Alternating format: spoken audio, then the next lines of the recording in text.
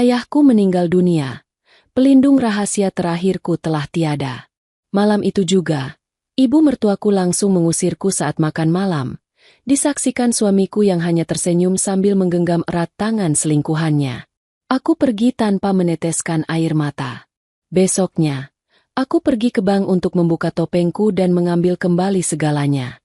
Sebelum ceritanya dimulai, silakan tulis di kolom komentar dari daerah mana saja teman-teman yang menonton cerita ini. Dan dengar cerita sambil aktivitas apa?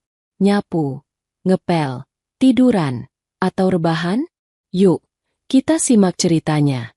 Di sebuah rumah berlantai 2 di pinggiran kota Jakarta, Alina sedang berlutut di lantai dapur, mengelap tumpahan kopi yang mulai lengket. Jam dinding menunjukkan pukul 6 pagi. Rutinitasnya selalu sama selama 3 tahun terakhir ini. Bangun sebelum matahari terbit, menyiapkan sarapan, membersihkan rumah, mencuci pakaian, dan memastikan kemeja kerja Dimas, suaminya, sudah tersetrika rapi tanpa satupun kerutan. Alina menghela napas pelan, menyeka keringat di dahinya dengan punggung tangan. Tidak ada yang tahu siapa dia sebenarnya. Bagi Dimas dan ibu mertuanya, Bu Sari, Alina hanyalah seorang wanita yatim piatu yang beruntung karena dipungut oleh Dimas. Mereka mengenalnya sebagai gadis sederhana dari desa yang tidak punya kerabat, tidak punya koneksi, dan yang paling penting bagi mereka, tidak punya uang. Itulah narasi yang sengaja dibangun Alina. 3 tahun lalu, dia mengambil keputusan gila untuk meninggalkan kehidupan mewahnya sebagai putri tunggal seorang konglomerat properti. Dia lelah dengan pria-pria yang mendekatinya hanya karena melihat saldo rekening ayahnya, bukan melihat hatinya. Dia ingin dicintai dengan tulus, apa adanya, tanpa embel-embel kekayaan. Ketika bertemu Dimas, seorang staf manajer tingkat menengah di sebuah perusahaan konstruksi, Alina mengira dia telah menemukan apa yang dia cari. Dimas tampak sederhana, pekerja keras, dan pada awalnya, sangat perhatian. Alina menyembunyikan identitasnya rapat-rapat. Hanya ayahnya yang tahu tentang eksperimen hidup yang sedang dijalani putrinya ini. Dengan berat hati, sang ayah menyetujui, berharap putrinya menemukan kebahagiaan yang nyata, meskipun dia tetap mengawasi dari jauh dan memastikan kebutuhan dasar Alina terpenuhi melalui jalur belakang yang tak terlacak. Namun, topeng kesederhanaan yang dikenakan Alina ternyata menjadi bumerang. Ketulusan yang dia harapkan tidak pernah datang. Sebaliknya, yang dia dapatkan adalah penghinaan yang terselubung, dan lama-kelamaan menjadi terang-terangan. Dimas berubah setelah menikah. Dia menjadi penuntut, mudah tersinggung, dan sering mengeluhkan betapa miskinnya latar belakang Alina yang dianggapnya tidak bisa membantu mendongkrak karirnya. Bu Sari, ibu Dimas yang ikut tinggal bersama mereka tak lama setelah pernikahan, semakin memperburuk keadaan. Di mata Bu Sari, menantu yang ideal adalah yang bisa memberikan modal usaha untuk anaknya atau yang berasal dari keluarga terpandang agar bisa dipamerkan saat arisan. Alina tidak memenuhi kriteria itu sama sekali. Bunyi ketukan keras di meja makan membuyarkan lamunan Alina. "Alina, kopi ibu mana? Sudah jam segini belum siap juga." Suara cempreng Bu Sari terdengar dari ruang makan. "Sebentar, Bu. Tadi tumpah sedikit, sedang saya buatkan yang baru," jawab Alina, segera bangkit dan meraih cangkir baru.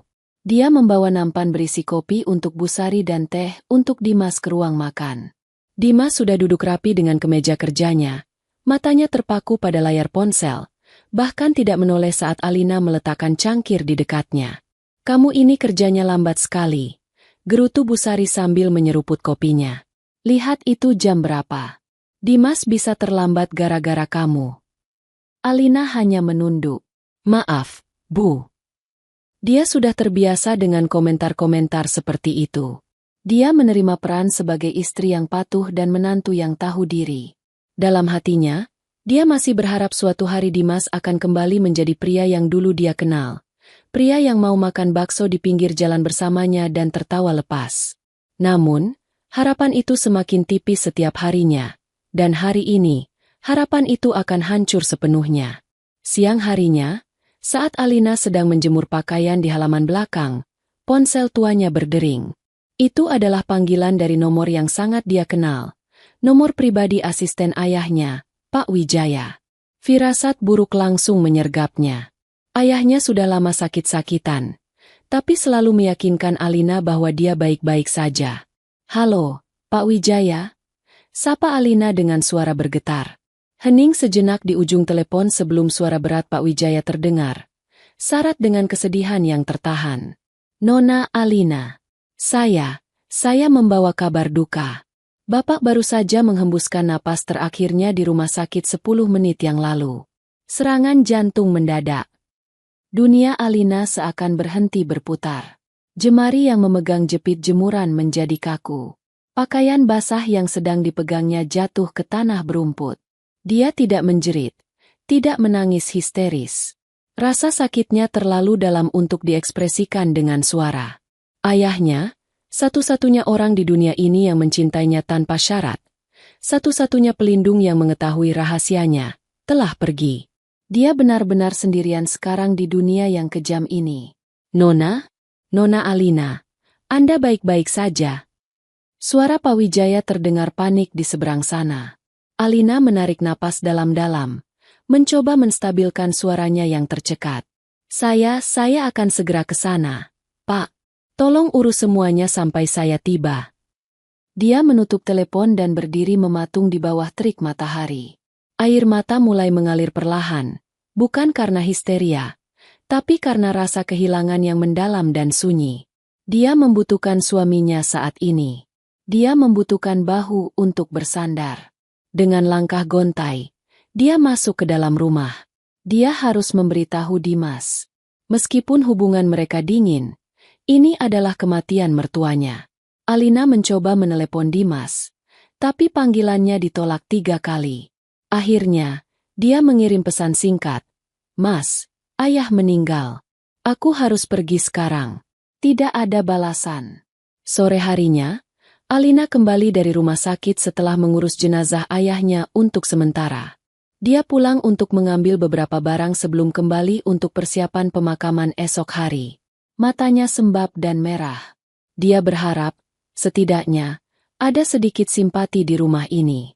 Saat dia membuka pintu depan, dia mendengar suara tawa dari ruang tengah.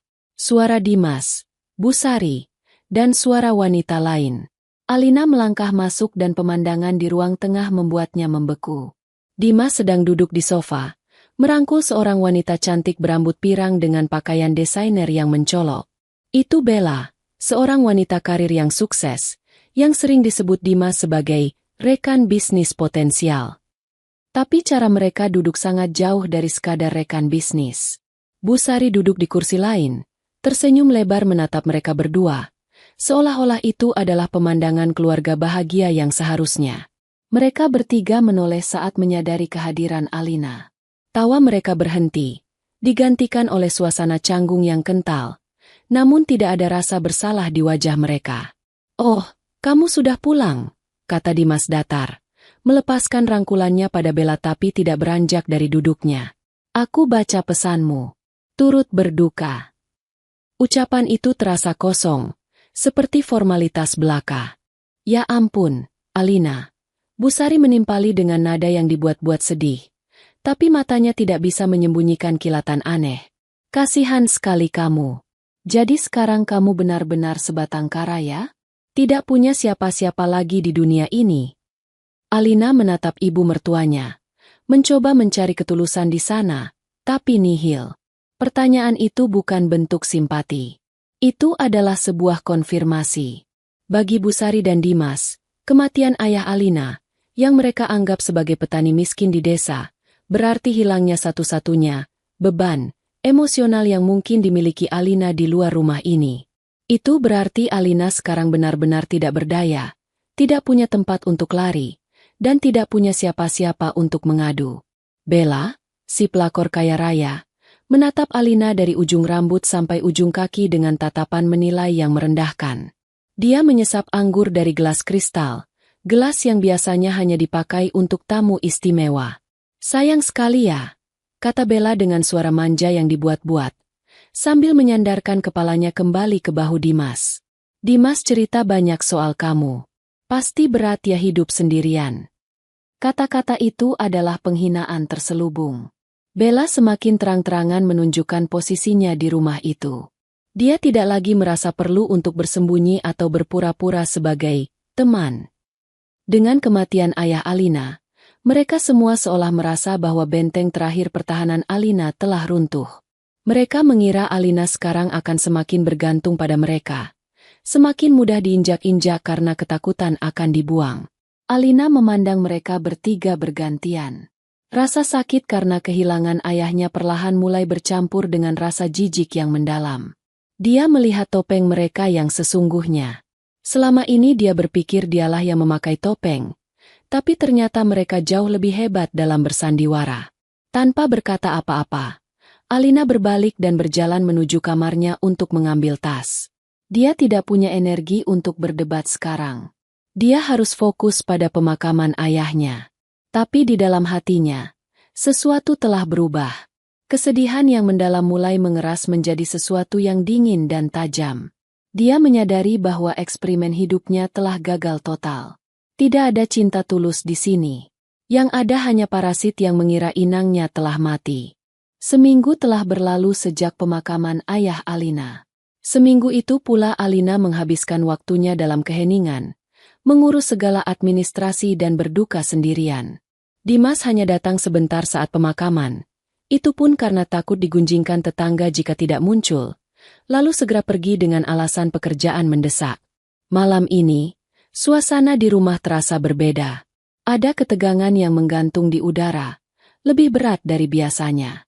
Alina baru saja selesai menyiapkan makan malam. Dia memasak sup ayam kesukaan Dimas, sebuah upaya kecil, mungkin upaya terakhir yang bodoh, untuk memperbaiki hubungan mereka di tengah masa berkabungnya. Meja makan sudah tertata rapi. Alina duduk menunggu. Pintu depan terbuka, dan Dimas masuk, diikuti oleh Busari. Dan seperti yang sudah sering terjadi belakangan ini, Bella juga ikut masuk di belakang mereka, seolah-olah dia adalah bagian alami dari rumah tangga ini. Mereka duduk di meja makan tanpa menyapa Alina. Dimas duduk di kepala meja, Busari di sebelah kanannya, dan Bella. Bella dengan santai menarik kursi di sebelah kiri Dimas, tempat yang seharusnya menjadi milik Alina sebagai istri. Alina tidak protes. Dia hanya duduk di kursi yang tersisa, di ujung meja yang jauh. Dia mulai menyendukkan nasi ke piring Dimas, sebuah kebiasaan yang sulit dihilangkan. Cukup, kata Dimas dingin saat Alina baru menyenduk setengah piring. Dia menepis tangan Alina pelan. Aku bisa sendiri. Dimas kemudian mengambil mangkuk sup dan dengan penuh perhatian menyendukkan isinya ke piring Bella terlebih dahulu, lalu ke piring ibunya, dan terakhir untuk dirinya sendiri. Dia sama sekali tidak menawari Alina. Bella tersenyum manis pada Dimas. Terima kasih, sayang. Kamu tahu banget apa yang aku suka. Dia sengaja menekankan kata, sayang, sambil melirik Alina. Mereka mulai makan dalam keheningan yang mencekam. Hanya denting sendok dan garpu beradu dengan piring yang terdengar. Alina hampir tidak menyentuh makanannya. Dia hanya mengaduk-aduk sup di mangkuknya, merasakan tatapan tajam dari Busari yang terus mengarah padanya. Akhirnya, Busari meletakkan sendoknya dengan agak keras. Suara denting itu memecah kesunyian dan menjadi tanda dimulainya pertunjukan yang sebenarnya. Alina, panggil Busari. Suaranya tajam membelah udara. Ada yang perlu kita bicarakan. Ini penting. Alina mengangkat kepalanya perlahan, menatap mata ibu mertuanya yang penuh perhitungan. Ya, Bu. Busari berdeham, menegakkan punggungnya seolah sedang bersiap memberikan pidato kenegaraan. Begini, sekarang ayahmu sudah meninggal. Kami turut prihatin, tentu saja. Tapi kita harus realistis melihat keadaan. Dia berhenti sejenak, membiarkan kata-katanya meresap. Alina masih diam, menunggu kelanjutannya dengan perasaan yang semakin tidak enak. Kamu sekarang sebatang kara, lanjut Busari dengan nada yang semakin dingin. Kamu tidak punya pekerjaan, tidak punya penghasilan, dan jujur saja, selama 3 tahun ini, apa kontribusimu untuk keluarga ini selain mengurus rumah? Itu pun standar saja. Hati Alina mencelos. Semua pengorbanannya, bangun pagi, tidur larut, mengurus semua kebutuhan mereka tanpa mengeluh, dianggap standar saja dan tidak bernilai. Lihat Dimas. Bu Sari menunjuk anaknya dengan bangga. Karirnya sedang menanjak. Dia butuh pendamping yang sepadan, yang bisa mendukungnya, bukan hanya di dapur, tapi juga di lingkungan sosial dan bisnis. Seseorang yang bisa membawanya ke level yang lebih tinggi. Mata Bu Sari beralih ke Bella, yang tersenyum simpul penuh kemenangan sambil memainkan ujung rambutnya yang pirang. Pesan itu sangat jelas. Bella, dengan koneksi bisnis keluarganya dan penampilannya yang glamor, adalah apa yang mereka anggap sepadan. Ibu mau bilang apa sebenarnya? Tanya Alina. Suaranya parau tapi tetap tenang. Dia tidak akan membiarkan mereka melihatnya hancur. Dimas yang sejak tadi diam, akhirnya bersuara, meski tidak berani menatap mata Alina. Dia menggenggam tangan Bella di atas meja secara terbuka. Maksud ibu, kita sudah tidak cocok lagi. Alina, pernikahan ini sudah tidak ada gunanya dipertahankan. Alina menatap suaminya. Pria yang dulu berjanji akan menjaganya dalam suka dan duka, kini bahkan tidak punya nyali untuk menatap matanya saat mengakhiri pernikahan mereka demi wanita lain yang duduk tepat di sebelahnya. Kamu hanya menjadi benalu di sini, Alina. Sela Bu Sari dengan kejam, tidak lagi menyembunyikan kebenciannya. Sekarang setelah ayahmu tidak ada, kamu semakin tidak punya pegangan. Kami tidak bisa terus-terusan menampung orang yang tidak memberikan keuntungan apa-apa bagi keluarga ini. Dimas pantas mendapatkan yang lebih baik. Dia pantas mendapatkan Bella. Bella terkikik kecil, seolah ucapan Bu Sari adalah pujian yang manis. Jangan khawatir, Tante. Aku akan mengurus Dimas dengan baik. Jauh lebih baik daripada yang bisa dilakukan wanita desa. Kata-kata pengusiran akhirnya diucapkan. Jadi, malam ini juga, saya minta kamu bereskan barang-barangmu dan pergi dari rumah ini, kata Bu Sari tegas. Anggap saja ini makan malam terakhirmu sebagai rasa kasihan kami. Alina merasa darahnya mendidih, bukan karena sedih, tapi karena amarah yang luar biasa melihat betapa rendahnya mereka. Mereka membuangnya seperti sampah begitu mereka mengira dia tidak lagi berguna dan tidak punya siapa-siapa untuk membelanya. Kalian mengusirku? Malam ini?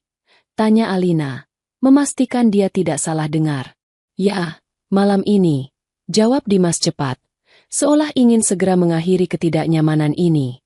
Lebih cepat lebih baik, agar kita semua bisa melanjutkan hidup. Sebelum Alina sempat merespons, Bu Sari memberi isyarat dengan kepalanya ke arah pintu depan. Sebenarnya, saya sudah membantumu sedikit.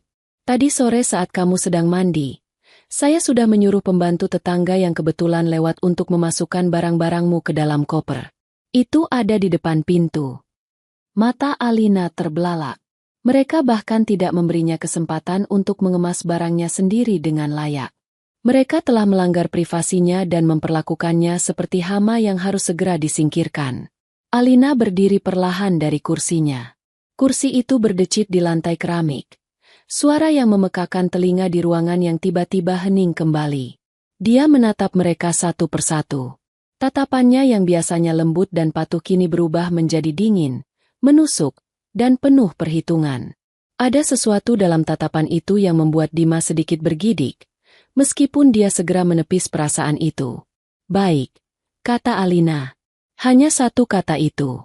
Tidak ada permohonan, tidak ada tangisan, tidak ada drama yang mungkin mereka harapkan. Dia berjalan menuju pintu depan. Benar saja, sebuah koper besar miliknya tergeletak di sana, tampak dikemas dengan terburu-buru, dengan beberapa helai pakaian yang menyembul keluar dari resleting yang tidak tertutup sempurna. Saat Alina meraih gagang koper, Dimas berseru dari ruang makan. Suaranya terdengar lega sekaligus angkuh. Oh ya, Alina, jangan berharap bisa kembali ke sini. Mulai besok, rumah ini akan jadi milik Bella sepenuhnya. Dia yang akan merenovasinya dan membuang semua barang-barang lamamu yang merusak pemandangan. Kami akan memulai hidup baru yang berkelas di sini. Betul, tambah Bella dengan suara nyaring yang disengaja agar Alina mendengarnya. Aku sudah panggil desainer interior. Kita akan ubah semuanya. Sayang, tidak akan ada lagi jejak kemiskinan di rumah ini. Alina berdiri mematung di ambang pintu, memunggungi mereka. Cengkeramannya pada gagang koper mengerat hingga buku-buku jarinya memutih. Mereka tidak hanya mengusirnya, tetapi juga menghina jejak keberadaannya di rumah yang telah dia rawat dengan penuh kasih sayang selama 3 tahun. Mereka pikir mereka telah menang. Mereka pikir mereka telah menyingkirkan satu-satunya penghalang menuju kebahagiaan mereka yang dibangun di atas pengkhianatan. Mereka tidak tahu bahwa malam ini, di ambang pintu itu, Alina yang lama telah mati bersama ayahnya. Dan seorang Alina yang baru, yang bersenjatakan kebenaran dan kekuasaan yang selama ini dia sembunyikan, baru saja terbangun. Dia tidak akan menoleh ke belakang dengan air mata. Dia akan melangkah maju dengan rencana pembalasan. Angin malam berhembus kencang menerobos masuk melalui pintu depan yang masih terbuka lebar, membawa serta hawa dingin yang menusuk tulang. Namun, bagi Alina, dinginnya angin malam itu tidak sebanding dengan kebekuan yang merambat di dalam hatinya saat ini. Dia berdiri di ambang pintu, tangan kanannya mencengkeram erat gagang koper butut yang telah disiapkan secara paksa oleh ibu mertuanya. Di belakangnya, di ruang makan yang hangat dan terang benderang, 3 orang yang seharusnya menjadi keluarganya, suami, mertua, dan wanita yang merusak rumah tangganya, masih duduk dengan angkuh, menanti reaksi hancur darinya. Mereka mengharapkan tangisan. Mereka menanti Alina berlutut, memohon agar tidak diusir di tengah malam, atau setidaknya melihatnya meraung meratapi nasib sebagai janda yatim piatu yang tak punya tempat bernaung. Bu Sari bahkan sudah menyiapkan tisu di atas meja, seolah bersiap untuk drama air mata yang akan menjadi hiburan penutup makan malam mereka. Namun, Alina tidak bergerak. Dia tidak gemetar. Bahunya yang biasanya membungkuk karena lelah mengurus rumah tangga, kini tegak lurus.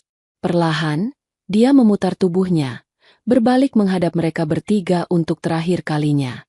Wajahnya tenang, terlalu tenang untuk seseorang yang baru saja kehilangan segalanya dalam satu malam.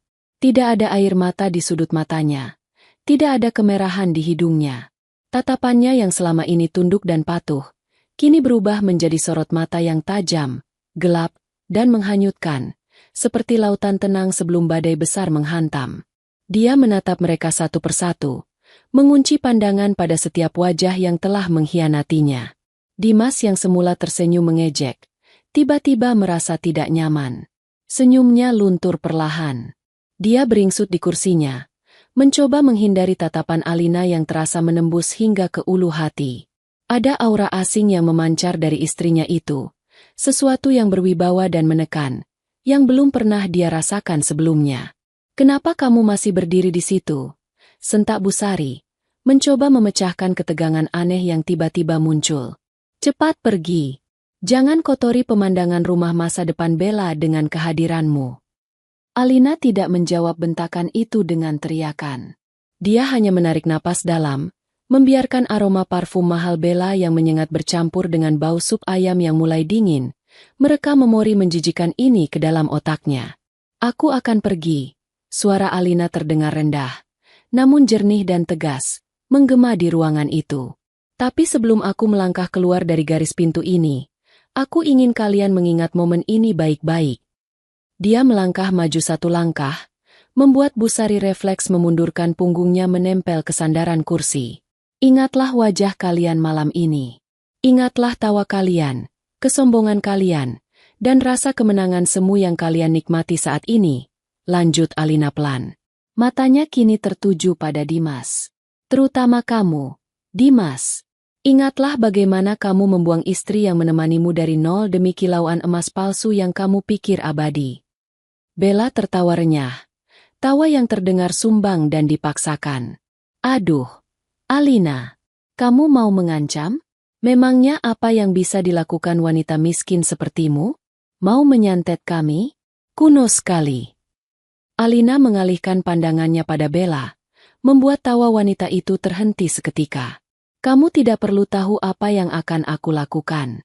Tapi satu hal yang pasti, atap yang menaungi kalian malam ini, dinding yang kalian banggakan ini, nikmatilah selagi kalian bisa. Karena kalian akan sangat merindukan saat-saat kalian masih memiliki tempat untuk berteduh. Cukup bualannya." Dimas menggebrak meja. Wajahnya memerah karena campuran rasa marah dan malu yang tak bisa dijelaskan. Pergi sekarang atau aku panggil satpam komplek untuk menyeretmu keluar seperti maling. Alina tersenyum tipis. Sebuah senyuman misterius yang membuat bulu kuduk Dimas meremang. Tanpa mengucapkan sepatah kata lagi, dia berbalik. Dia menarik gagang kopernya. Roda-roda koper itu bergemuruh di atas lantai keramik saat dia melangkah keluar menuju kegelapan malam. Di luar pagar, Alina mengeluarkan ponselnya. Dia memesan taksi online dengan tenang. Tidak ada tangan yang gemetar saat dia mengetikkan titik jemput. Sambil menunggu, dia bisa mendengar suara tawa meledak lagi dari dalam rumah. Lihat tuh, gayanya selangit. Ujung-ujungnya naik taksi online juga. Seru suara Busari yang sengaja dikeraskan agar terdengar sampai luar. Kasihannya, padahal kalau dia mau memohon sedikit, mungkin aku akan kasih uang receh buat ongkos angkot. Timpal Bella. Diikuti gelak tawa Dimas yang terdengar seperti paduan suara setan di telinga Alina. Alina berdiri tegak di pinggir jalan yang sepi di bawah lampu jalan yang remang-remang. Dia tidak menoleh lagi ke belakang. Rumah itu, dengan segala kenangan pahit manis di dalamnya, kini hanyalah bangunan masa lalu.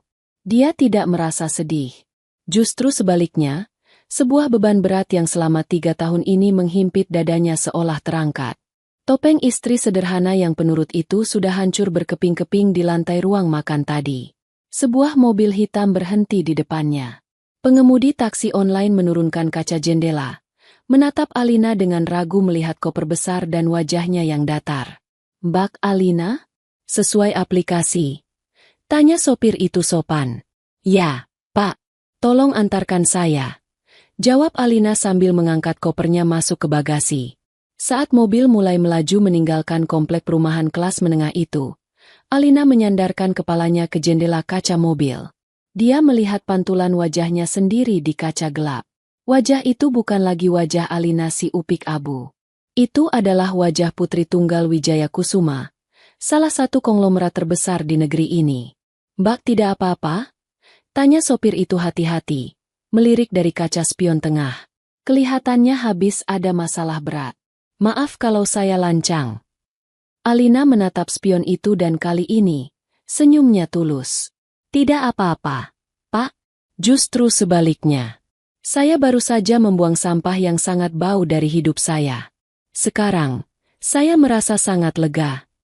Sopir itu terdiam, bingung dengan jawaban Alina, namun memilih untuk tidak bertanya lagi. Mobil terus melaju membelah malam Jakarta, membawa Alina menjauh dari kehidupan lamanya menuju hotel bintang 5 di pusat kota, tempat di mana identitas aslinya tersimpan rapi, menunggu untuk dibangunkan kembali esok pagi. Malam ini dia akan tidur nyenyak, bukan di kamar sempit yang panas, tapi di ranjang king size dengan spray sutra, mempersiapkan tenaga untuk hari penghakiman yang akan segera tiba. Sinar matahari pagi Jakarta yang terik menembus dinding kaca gedung pencakar langit di kawasan SCBD.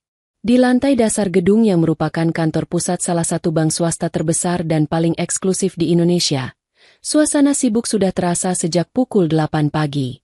Nasabah dengan setelan jas rapi dan tas bermerek berlalu lalang, dilayani oleh staf bank yang ramah dan profesional. Namun, perhatian para staf keamanan dan resepsionis teralihkan ketika sebuah mobil sedan mewah hitam mengkilap berhenti tepat di lobi utama, di area yang ditandai khusus untuk nasabah VVIP. Seorang sopir berseragam turun dengan sigap membukakan pintu penumpang belakang.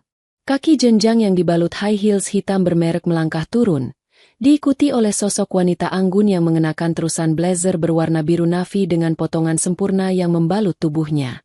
Rambutnya yang hitam legam digelung rapi, menampilkan leher jenjangnya. Kacamata hitam besar menutupi sebagian wajahnya, namun aura otoritas yang memancar darinya begitu kuat, hingga membuat satpam yang biasanya tegas menjadi sedikit gugup. Itu adalah Alina. Namun, tidak ada satupun jejak Alina si ibu rumah tangga kumal yang kemarin malam diusir dari rumah kontrakan mertuanya. Pakaian lusuh dan wajah lelah itu telah lenyap, digantikan oleh citra wanita karir kelas atas yang tak tersentuh. Dia berjalan masuk ke dalam lobi bank dengan langkah pasti. Suara ketukan heelsnya di lantai marmer terdengar berirama dan mengintimidasi. Dia tidak menuju ke antrean teller atau customer service biasa. Dia langsung melangkah menuju lift pribadi di sudut ruangan yang dijaga ketat. Lift yang hanya bisa diakses oleh jajaran direksi dan pemegang saham utama. Seorang satpam muda mencoba menghalangi dengan sopan. "Maaf, Ibu. Area ini khusus untuk..." Belum sempat satpam itu menyelesaikan kalimatnya, seorang pria parubaya dengan setelan jas abu-abu mahal berlari kecil dari arah dalam kantor. Wajahnya pucat dan berkeringat dingin. Itu adalah Pak Hendra, kepala cabang utama bank tersebut. "Minggir! Jangan halangi jalan beliau," seru Pak Hendra setengah berteriak pada satpam itu, membuat semua orang di lobi menoleh kaget. Pak Hendra membungkuk hormat di depan Alina. Napasnya sedikit terengah. "Selamat pagi, Nona Alina. Maafkan ketidaktahuan staf kami. Kami sudah menunggu kedatangan Anda di ruang rapat lantai atas. Pak Wijaya, pengacara mendiang ayah Anda, juga sudah hadir." Alina membuka kacamata hitamnya perlahan, menatap Pak Hendra dengan tatapan datar namun menusuk. "Pagi, Pak Hendra. Saya harap proses hari ini bisa berjalan cepat. Saya tidak punya banyak waktu untuk basa-basi." Tentu saja, Nona. Mari, silakan lewat sini." Pak Hendra mempersilakan dengan tangan gemetar, menekan tombol lift prioritas. Di dalam ruang rapat pribadi yang mewah di lantai 30, pemandangan kota Jakarta terhampar luas di balik dinding kaca. Di tengah ruangan, sebuah meja panjang dari kayu mahoni dipenuhi tumpukan dokumen. Seorang pria tua berkacamata, Pak Wijaya, pengacara kepercayaan ayahnya, berdiri menyambut kedatangan Alina. Wajah tuanya menyiratkan kesedihan mendalam saat melihat putri mendiang sahabatnya, namun juga kelegaan melihat Alina tampak kuat. "Nona Alina," sapa Pak Wijaya lembut, "turut berduka cita sekali lagi. Bapak pasti bangga melihat Anda sekuat ini." Alina mengangguk singkat, menyembunyikan getaran di hatinya saat nama ayahnya disebut. Dia duduk di kursi utama di ujung meja. "Terima kasih, Pak Wijaya. Mari kita langsung ke intinya. Saya ingin menyelesaikan semuanya hari ini." Pak Wijaya mengangguk dan mulai membuka berkas-berkas di hadapannya. "Sesuai wasiat Bapak, seluruh aset kini jatuh ke tangan Anda sepenuhnya tanpa syarat, mengingat usia Anda yang sudah matang dan status pernikahan Anda yang bermasalah." Pak Wijaya menyerahkan sebuah dokumen tebal. Ini adalah daftar aset utama. Saham mayoritas di Kusuma Group, yang mencakup 20 anak perusahaan di bidang properti, konstruksi, dan retail. Termasuk perusahaan konstruksi tempat suami Anda, maksud saya, Saudara Dimas, bekerja. Alina menatap nama perusahaan itu di atas kertas. PT Bangun Persada. Dimas selalu membanggakan perusahaan itu, mengatakan betapa sulitnya masuk ke sana dan betapa bergengsinya posisinya. Dimas tidak pernah tahu bahwa pemilik tertinggi perusahaan tempat dia mengais rezeki adalah ayah mertua yang sering dia hina sebagai orang kampung. Dan ini, Pak Wijaya menyerahkan dokumen lain yang lebih tipis, adalah status kepemilikan properti. Rumah yang ditempati ibu mertua Anda dan Dimas saat ini. Alina membaca dokumen itu dan sudut bibirnya terangkat membentuk senyum sinis. Status rumah itu ternyata adalah sewa beli karyawan, yang disubsidi oleh perusahaan. Artinya, rumah itu secara teknis masih milik perusahaan ayahnya sampai cicilannya lunas 15 tahun lagi. Dan karena Dimas baru bekerja 5 tahun, rumah itu sah milik perusahaan. Milik Alina. Dimas selalu bilang rumah itu hasil keringatnya sendiri, gumam Alina pelan. Ternyata dia hanya penyewa yang sombong. "Benar, Nona," jawab Pak Wijaya. "Dan karena kepemilikan perusahaan telah beralih ke Anda memiliki hak penuh untuk meninjau ulang fasilitas karyawan, termasuk fasilitas perumahan." "Bagus," kata Alina dingin. Dia mengambil pena emas dari dalam tasnya. "Saya ingin membekukan semua akses keuangan yang terhubung dengan fasilitas kantor Dimas. Kartu kredit korporat, tunjangan bensin, semuanya. Dan untuk rumah itu." Alina berhenti sejenak, membayangkan wajah Bu Sari. "Cabut izin tinggalnya. Proses pengambil alihan aset karena pelanggaran etika karyawan. Saya yakin kita bisa menemukan pasal tentang mencemarkan nama baik keluarga pemilik perusahaan, jika kita mau mencarinya." Pak Hendra yang duduk di seberang meja ikut bicara. Untuk rekening pribadi suami Anda, kebetulan dia juga nasabah di bank kami. Meskipun saldonya tidak seberapa dibandingkan aset Anda, kami mendeteksi banyak transaksi mencurigakan ke butik-butik mewah dan toko perhiasan dalam 3 bulan terakhir yang membuat tagihan kartu kreditnya membengkak hampir mencapai limit. Alina tertawa kecil. Tawa yang kering tanpa humor. Bella. Dia membelanjakan uang yang belum dia miliki untuk wanita itu. Alina menatap Pak Hendra. Blokir pengajuan kenaikan limitnya. Dan pastikan penagihan dilakukan dengan sangat agresif. Jika dia telat membayar sehari saja. Siap, Nona. Jawab Pak Hendra cepat. Alina menandatangani satu persatu dokumen itu.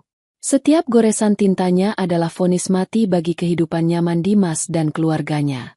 Dia tidak merasa jahat. Dia hanya mengambil kembali apa yang menjadi haknya. Selama 3 tahun dia memberikan hati, tenaga, dan waktunya, tapi dibalas dengan racun. Sekarang, dia memberikan keadilan. Satu hal lagi, Pak Wijaya, kata Alina setelah menandatangani lembar terakhir. Saya akan datang ke kantor PT Bangun Persada besok. Siapkan rapat direksi. Saya ingin diperkenalkan sebagai komisaris utama yang baru. Pak Wijaya tersenyum. Kilatan bangga terlihat di matanya.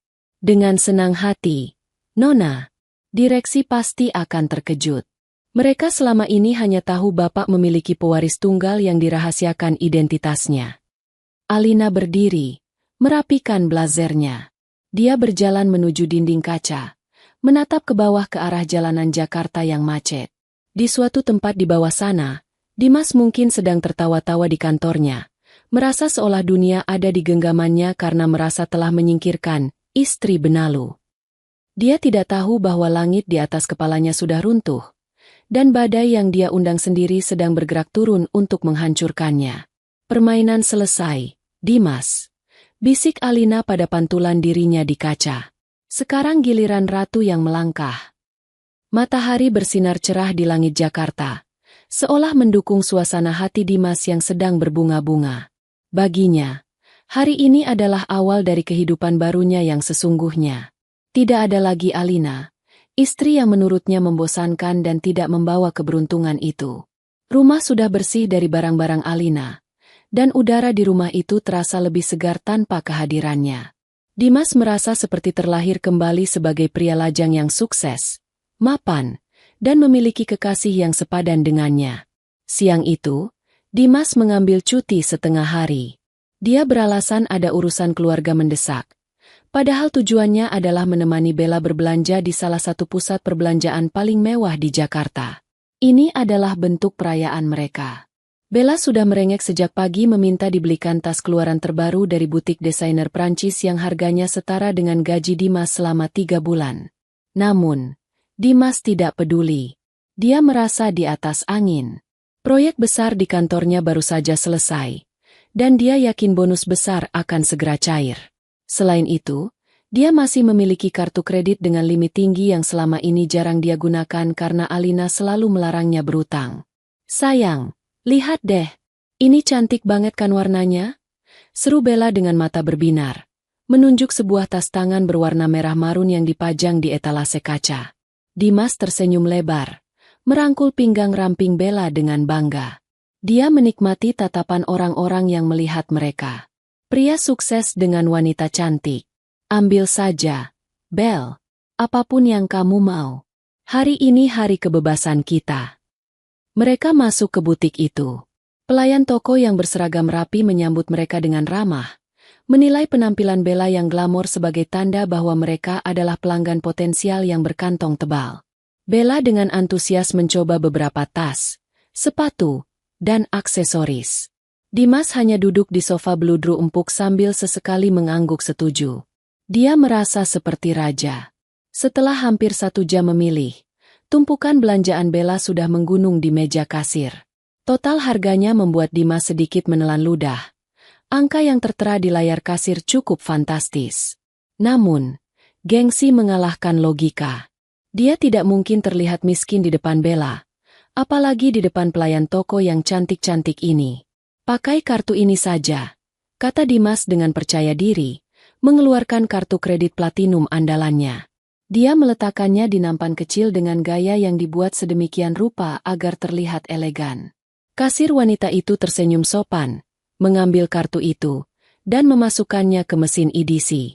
Dimas menunggu sambil mengetuk-ngetukkan jari di meja, membayangkan pujian apa yang akan diberikan Bella nanti malam. Namun, senyum kasir itu perlahan memudar. Keningnya berkerut. Dia mencoba menggesek kartu itu sekali lagi. Mesin EDC mengeluarkan bunyi bip panjang yang tidak enak didengar. Lalu secari kertas kecil keluar. "Maaf, Pak," kata kasir itu. Suaranya sedikit canggung. "Kartunya declined. Ditolak oleh sistem." Suasana hening seketika. Bella yang sedang asyik bercermin langsung menoleh. "Apa? Ditolak? Sayang, kamu belum bayar tagihan." Wajah Dimas memerah padam. "Ah, tidak mungkin. Limitnya masih banyak kok. Bulan lalu aku baru bayar lunas." "Coba lagi, Mbak. Mungkin mesinnya yang error atau sinyalnya jelek." Kasir itu mencoba lagi. Kali ini lebih hati-hati. Namun hasilnya sama. "Transaction declined. Do not honor." Tulisan itu terpampang jelas di layar mesin. "Tetap tidak bisa, Pak." Keterangannya, "Do not honor." Biasanya ini berarti pihak bank memblokir kartunya dari pusat. Jelas kasir itu.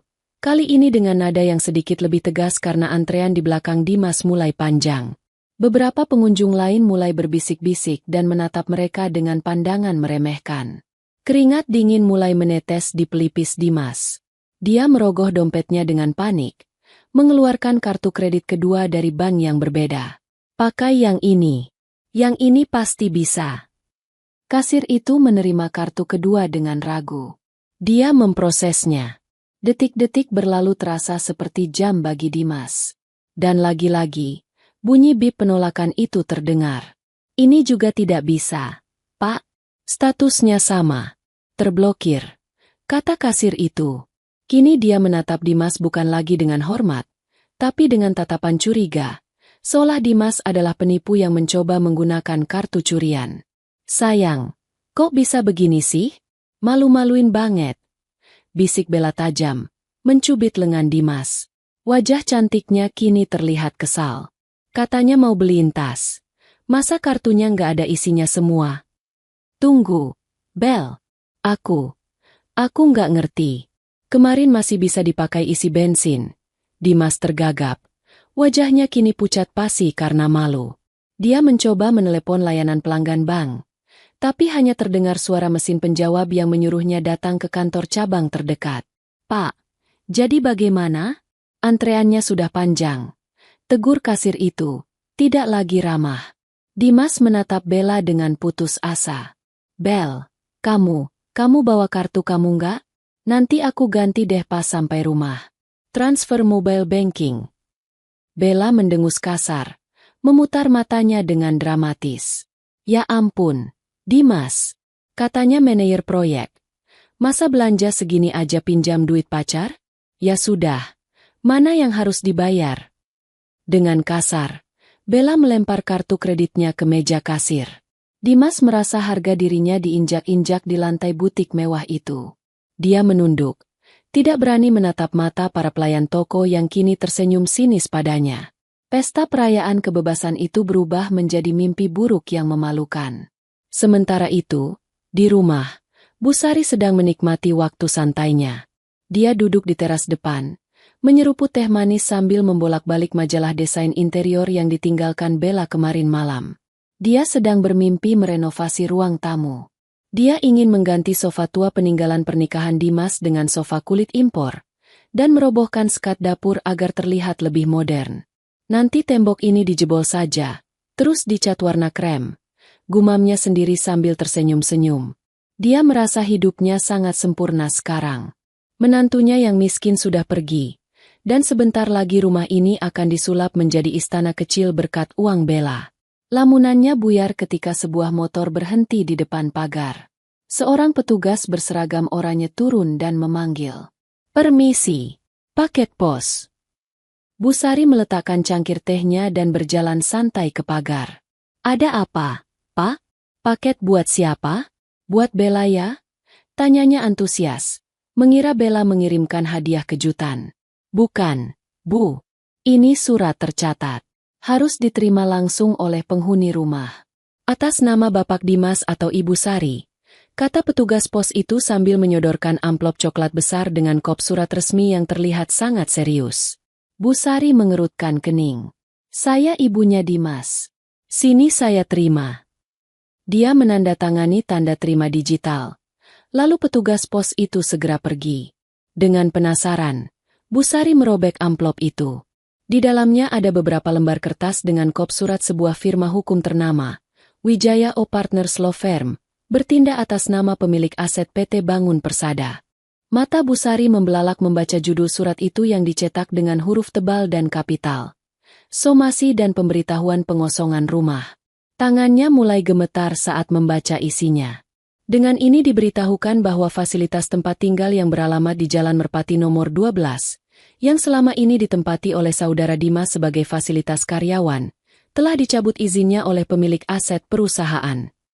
Status sewa beli dibatalkan dikarenakan adanya pelanggaran etika berat dan restrukturisasi aset perusahaan. Kami memberikan waktu 3x24 jam bagi penghuni untuk mengosongkan properti tersebut. Apabila dalam tenggat waktu tersebut rumah belum dikosongkan, maka pihak kami akan melakukan pengosongan paksa dengan bantuan aparat hukum. Apa-apaan ini? Pekik Bu Sari. Suaranya melengking di siang bolong. Kertas itu nyaris terlepas dari tangannya. Pengosongan? 3 kali 24 jam? Ini pasti salah. Ini rumah anakku. Dia berlari masuk ke dalam rumah, mengambil ponselnya dengan tangan gemetar, dan menekan nomor Dimas. Pikirannya kacau. Bagaimana mungkin rumah yang dia pikir sudah menjadi milik mereka, tiba-tiba harus dikosongkan dalam 3 hari? Dimas! Angkat! Dimas! Teriaknya pada ponsel yang hanya berbunyi tut-tut-tut. Di tempat lain, di dalam mobil yang hening sepulang dari mall, ponsel Dimas bergetar. Dia melihat nama ibunya di layar, tapi dia terlalu malu dan stres untuk mengangkatnya. Suasana di dalam mobil sangat dingin. Bella diam 1000 bahasa sambil memainkan ponselnya. Jelas-jelas marah karena insiden kartu kredit tadi. Tepat saat itu, sebuah notifikasi email masuk ke ponsel Dimas. Itu email dari sekretaris direktur utama. Subjek, panggilan rapat mendesak. Direksi O Komisaris baru. Pak Dimas, Anda diminta menghadap ke ruang rapat utama besok pagi jam 8 tepat. Seluruh jajaran direksi dan perwakilan pemilik saham baru akan hadir. Kehadiran Anda bersifat wajib. Agenda, evaluasi kinerja dan penstrukturan ulang manajemen. Mata Dimas berbinar membaca email itu. Pemilik saham baru? Penstrukturan ulang manajemen? Otaknya yang sedang mencari pelarian dari rasa malu langsung memutar skenario positif. Pasti ini promosi. Batinnya. Dia tahu manajer operasional senior akan pensiun bulan depan. Pasti pemilik baru ini ingin menunjuk orang-orang muda yang berpotensi sepertinya untuk naik jabatan. Pasti begitu, gumam Dimas pelan. Senyum tipis kembali muncul di bibirnya. Masalah kartu kredit tadi pasti hanya kesalahan sistem bank yang bodoh. Masalah uang bisa diselesaikan nanti begitu dia naik jabatan dan gajinya naik 2 kali lipat. Dia menoleh pada Bella. Bel, jangan cemberut dong. Besok aku dipanggil direksi. Kayaknya aku bakal naik jabatan jadi senior manager. Kalau itu terjadi, limit kartu kreditku bakal naik 10 kali lipat. Kita bisa borong 1 toko. Bella melirik sedikit. Matanya menyipit. Janji ya? Awas kalau bohong lagi kayak tadi. Janji, kata Dimas mantap. Tidak menyadari bahwa panggilan itu bukanlah tangga menuju langit, melainkan pintu menuju jurang yang dalam. Dia tidak tahu bahwa di rumah, ibunya sedang menangis histeris memegang surat pengusiran. Kehancuran mereka sedang merambat perlahan dari segala arah, mengepung mereka tanpa ampun. Keesokan paginya, suasana di kantor pusat PT Bangun Persada terasa berbeda. Ketegangan menggantung di udara, lebih pekat daripada kabut pagi Jakarta. Para karyawan berbisik-bisik di kubikel mereka. Kabar burung tentang pergantian pemilik saham mayoritas sudah menyebar sejak kemarin sore, membuat semua orang was-was akan nasib mereka. Namun, tidak bagi Dimas. Dimas melangkah masuk ke lobi kantor dengan dagu terangkat tinggi. Dia mengenakan jas terbaiknya, dasi sutra merah marun, dan sepatu yang disemir mengkilap. Dia merasa ini adalah hari penobatannya. Dia berjalan melewati rekan-rekannya dengan senyum angkuh, mengabaikan tatapan aneh yang mereka lemparkan. Dia mengira mereka menatapnya karena iri akan promosi yang akan dia terima. Pagi, Pak Dimas. Sudah ditunggu di ruang rapat utama. Sapa sekretaris direksi dengan wajah datar, tanpa senyum ramah yang biasanya dia berikan. Terima kasih, Rini. Saya tahu mereka tidak bisa mulai tanpa bintang utamanya. Jawab Dimas percaya diri, lalu melenggang menuju lift eksekutif. Di lantai teratas, pintu ruang rapat utama yang terbuat dari kayu jati kokoh tertutup rapat. Dimas merapikan dasinya sekali lagi, menarik napas dalam, lalu mengetuk pintu dan membukanya. Ruangan itu dingin, suhunya diatur sangat rendah. Di sekeliling meja oval yang besar, duduklah para direktur perusahaan, termasuk Pak Hermawan, CEO yang selama ini sangat dihormati Dimas. Wajah mereka semua tampak tegang dan serius. Tidak ada senyum sambutan. Namun, yang membuat langkah Dimas terhenti bukanlah wajah-wajah direksi itu, melainkan kursi komisaris utama di ujung meja. Kursi yang biasanya kosong atau diduduki oleh perwakilan pemegang saham tua yang membosankan, kini diduduki oleh seorang wanita. Kursi itu membelakangi pintu masuk, menghadap ke dinding kaca yang menampilkan panorama kota. Hanya terlihat sandaran kursi kulit yang tinggi dan tangan wanita yang ramping dengan jam tangan mewah melingkar di pergelangan tangannya, sedang mengetuk-ngetuk meja dengan irama pelan dan mengintimidasi. Silakan duduk, Saudara Dimas. Suara Pak Hermawan memecah keheningan, terdengar berat dan formal. Dimas duduk di satu-satunya kursi kosong di ujung meja yang berlawanan dengan kursi komisaris utama. Perasaannya mulai tidak enak. Selamat pagi, Pak Hermawan, Bapak-bapak direksi. Saya siap menerima arahan untuk posisi baru saya, kata Dimas mencoba mencairkan suasana, meskipun suaranya sedikit bergetar. Kursi di ujung sana perlahan berputar. Saat wajah wanita itu terlihat sepenuhnya, jantung Dimas seakan berhenti berdetak. Matanya membelalak lebar. Mulutnya terbuka tapi tidak ada suara yang keluar. Dia berkedip berkali-kali, yakin bahwa dia sedang berhalusinasi. Wanita itu cantik luar biasa. Jauh lebih bersinar daripada saat dia memakai daster kumal di rumah. Riasan wajahnya sempurna. Tatapannya tajam dan berwibawa.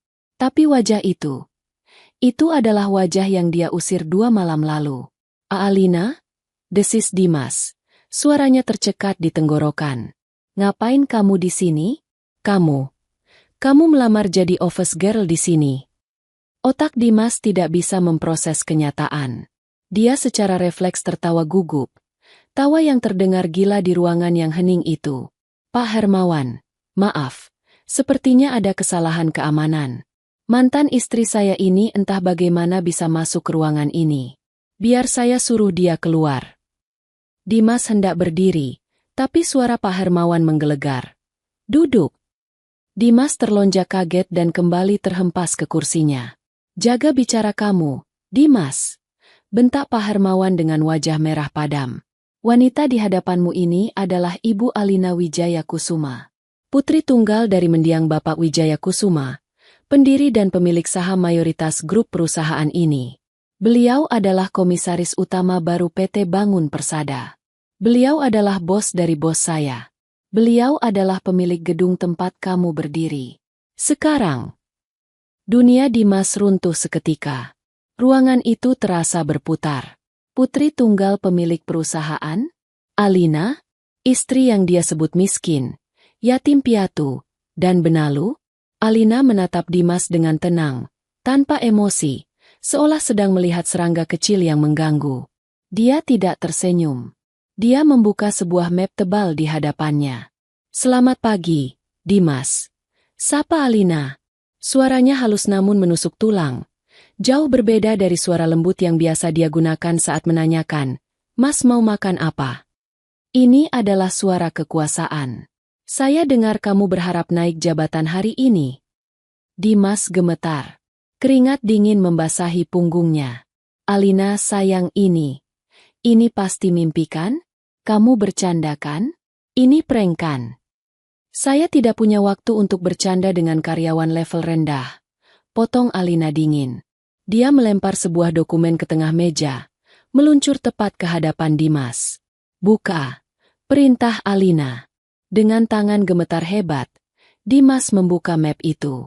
Isinya adalah deretan angka, bukti transfer, dan faktur-faktur proyek. Selama ini saya diam, kata Alina sambil berdiri dan berjalan perlahan mengelilingi meja.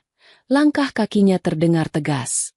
Saat saya menjadi istrimu, saya tahu kamu sering melakukan markup kecil-kecilan pada anggaran proyek. Membeli bahan bangunan kualitas rendah tapi melaporkan harga kualitas premium. Mengambil selisihnya untuk gaya hidupmu yang sok kaya itu. Wajah Dimas pucat pasi. Dia pikir tidak ada yang tahu. Dia pikir dia pintar menyembunyikannya. Saya membiarkannya karena saya pikir itu uang, nafkah, yang kamu cari untuk keluarga kita.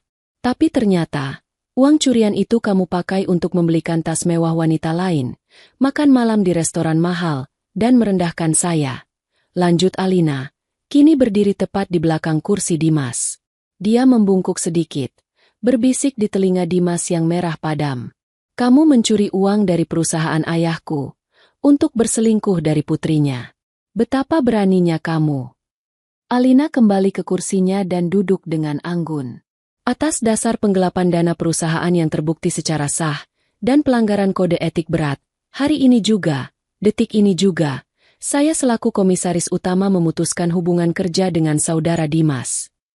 Kamu dipecat, kata Alina tegas, tanpa pesangon. Dan kami akan memproses temuan penggelapan ini ke jalur hukum jika kamu tidak mengembalikan seluruh kerugian perusahaan dalam waktu 24 jam. Dimas merasa kakinya lemas, tidak bisa menopang tubuhnya. Alina, tolong jangan begini. Kita kan pernah. Diam, potong Alina. Dia menoleh pada sekretaris.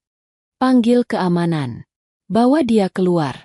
Dan pastikan dia tidak membawa selembar kertas pun dari kantor ini selain barang pribadinya.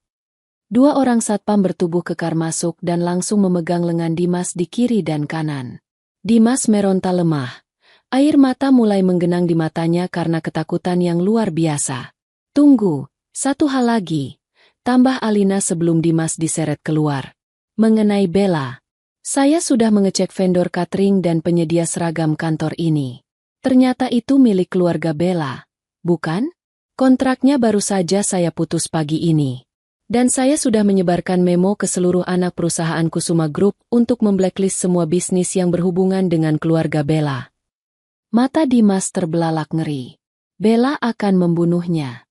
Bukan hanya Dimas yang hancur, dia juga menyeret keluarga Bella ke dalam kehancuran bisnis. Bawa dia pergi, perintah Alina. Memalingkan wajahnya kembali ke arah jendela, enggan melihat wajah menyedihkan mantan suaminya itu. Alina, maafkan aku. Aku salah. Aku hilaf. Alina.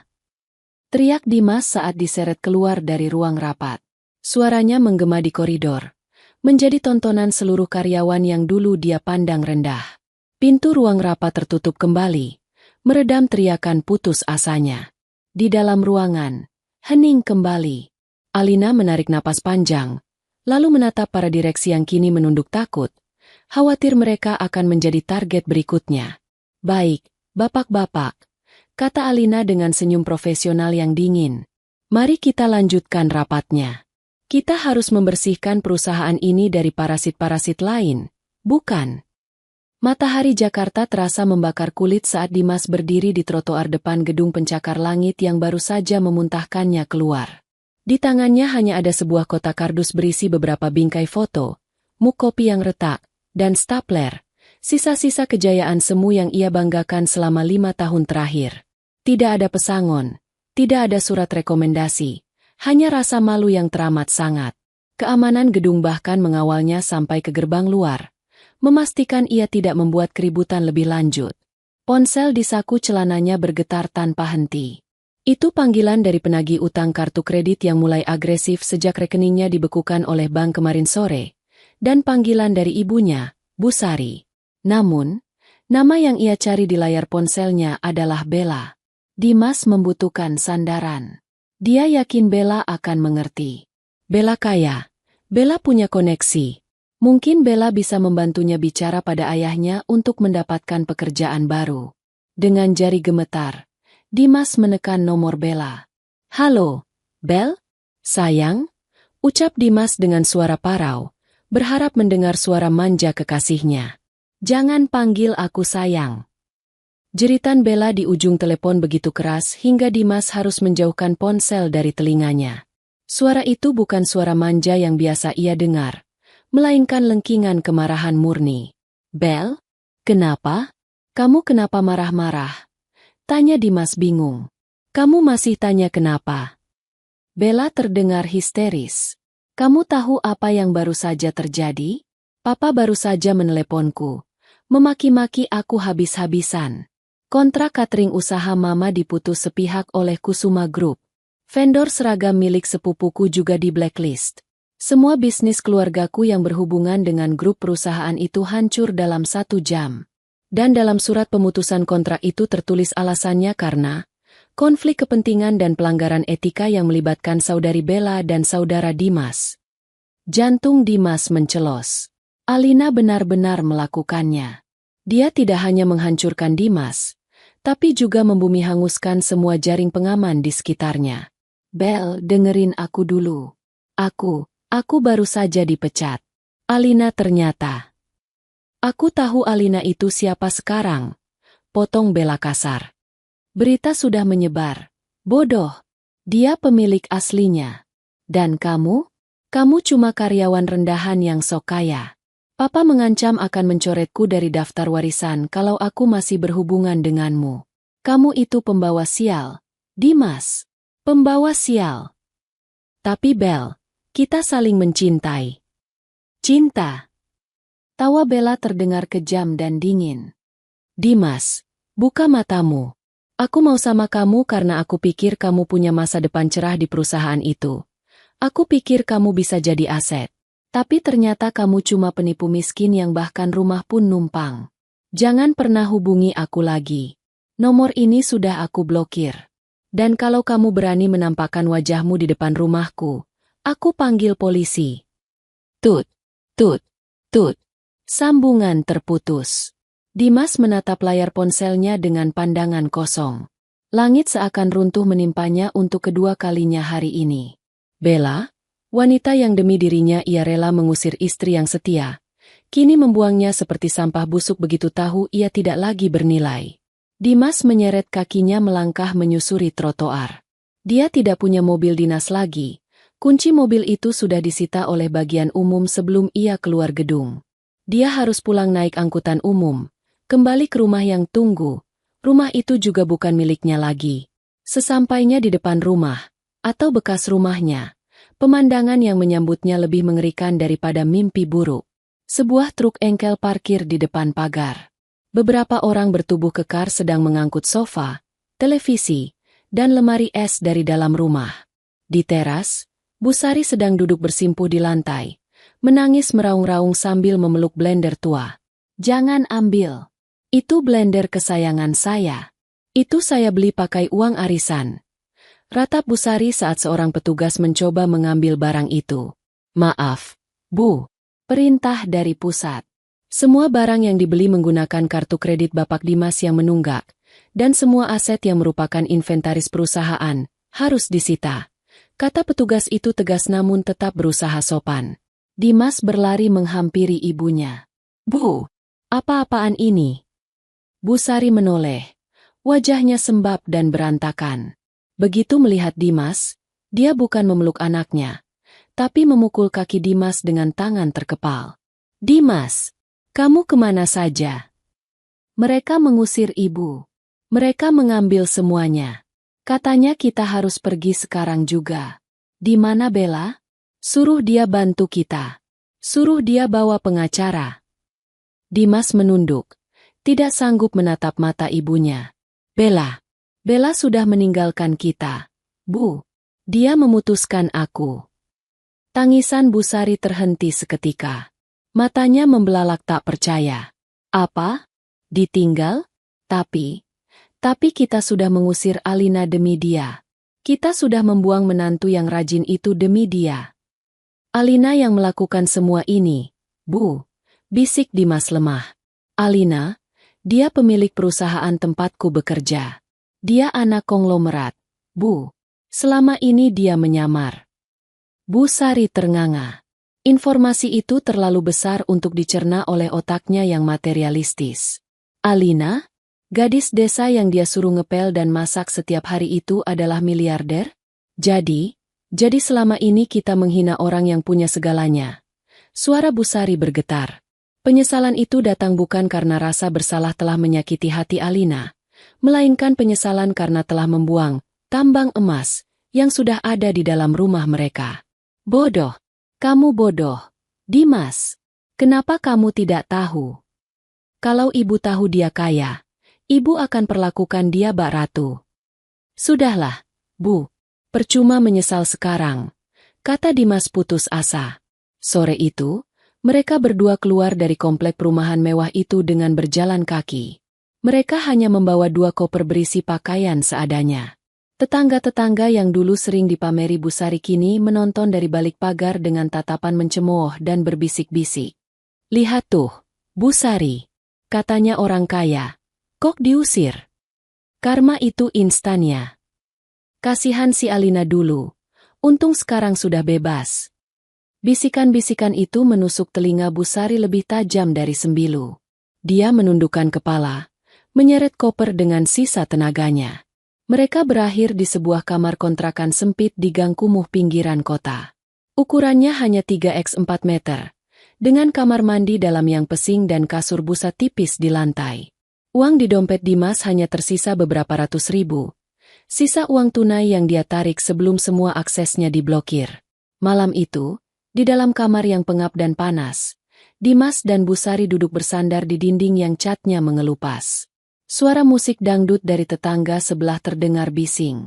Tidak ada AC, tidak ada kasur empuk, tidak ada sup ayam hangat buatan Alina. Dimas, panggil Bu Sari lirih, memecah keheningan panjang. Ya, Bu. Alina, dia pasti masih punya hati, kata Bu Sari. Matanya menerawang menatap langit-langit yang berjamur.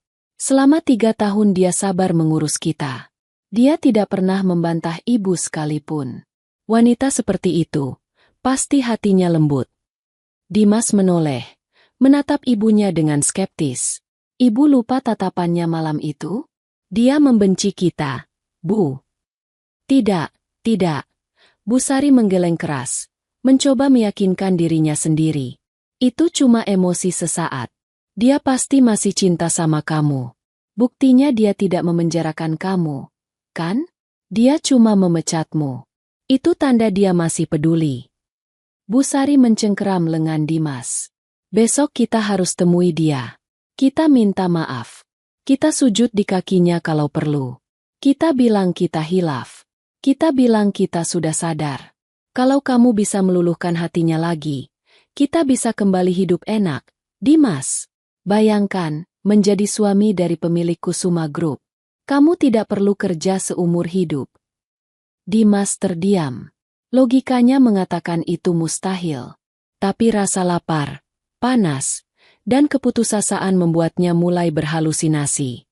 Mungkin ibunya benar. Alina dulu sangat mencintainya. Alina rela hidup susah bersamanya.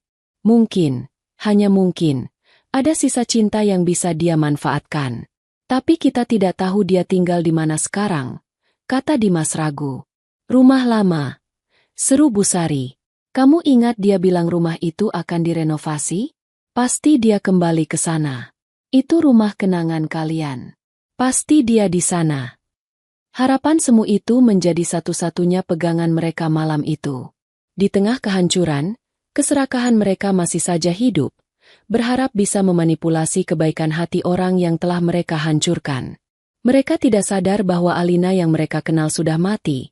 Dan yang akan mereka temui besok adalah sosok yang sama sekali berbeda. Pagi hari di kawasan elit Menteng, di lokasi rumah lama yang dulu ditempati Alina dan Dimas di awal pernikahan mereka, sebelum pindah ke rumah dinas, suasana tampak sangat berbeda. Rumah tua bergaya kolonial yang dulu sederhana namun asri, kini telah berubah total. Pagar besi hitam yang menjulang tinggi dengan ukiran emas menghiasi bagian depan. Pos keamanan dijaga oleh 2 orang satpam berseragam safari. Halaman depannya luas dengan rumput Jepang yang terpangkas rapi dan air mancur kecil di tengahnya. Sebuah mobil mewah terparkir di carport. Rumah itu memancarkan aura kekayaan dan kekuasaan yang tidak bisa disembunyikan. Alina sedang duduk di teras samping, menikmati teh Earl Grey dan membaca berita ekonomi pagi di tabletnya. Dia mengenakan gaun santai berbahan sutra berwarna krem. Wajahnya segar, bebas dari beban. Tidak ada lagi lingkaran hitam di bawah matanya. Sejak dia mengambil alih kendali atas hidupnya, dia merasa bisa bernapas dengan lega untuk pertama kalinya dalam 3 tahun. Nona Alina. Suara kepala keamanan terdengar dari intercom di meja. Ya, Pak Asep. Jawab Alina tenang. Di depan gerbang ada 2 orang yang memaksa masuk. Seorang laki-laki dan perempuan tua. Penampilan mereka agak lusuh. Mereka mengaku sebagai keluarga Nona. Namanya Dimas dan Ibu Sari. Apakah saya harus mengusir mereka? Alina terdiam sejenak. Sudut bibirnya terangkat membentuk senyum tipis yang sulit diartikan. Dia sudah menduga hari ini akan datang. Parasit akan selalu mencoba kembali ke inangnya ketika mereka kelaparan. Biarkan mereka menunggu di depan gerbang. Pak, jangan izinkan masuk ke halaman. Saya akan keluar sebentar lagi, perintah Alina. Alina meletakkan cangkir tehnya. Dia tidak perlu bersiap-siap berlebihan. Dia hanya merapikan rambutnya sedikit, lalu berjalan santai menuju gerbang depan. Setiap langkah kakinya di atas jalan setapak berbatu alam terasa ringan. Di luar pagar besi yang kokoh, Dimas dan Bu Sari berdiri dengan wajah penuh harap dan cemas. Pakaian mereka kusut.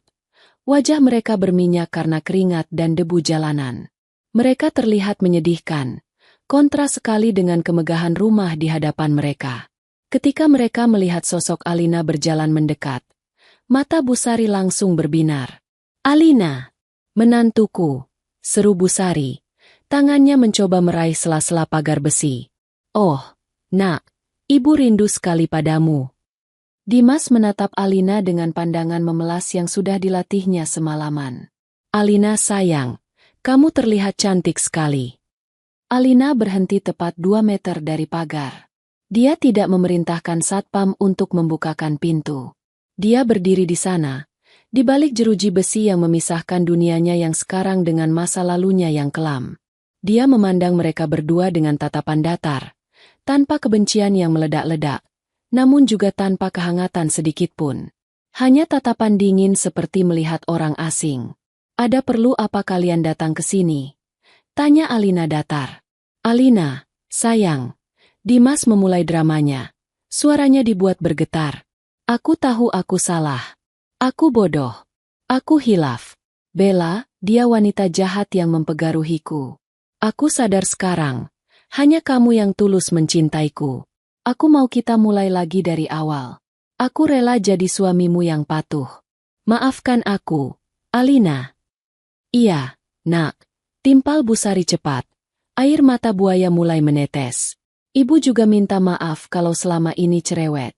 Itu karena ibu ingin kamu jadi menantu yang baik. Ibu sayang sama kamu. Alina, kita kan keluarga. Masa kamu tega membiarkan suami dan ibu mertuamu hidup menggelandang seperti ini? Lihat ibu. Nak, ibu tua, ibu sakit-sakitan. Alina mendengarkan semua itu tanpa berkedip. Dia melihat kepalsuan yang begitu nyata di wajah mereka. Mereka tidak datang karena rindu. Mereka tidak datang karena cinta. Mereka datang karena mereka lapar dan kehilangan tempat bernaung. Keluarga? Ulang Alina. Nadanya mengandung ironi yang tajam.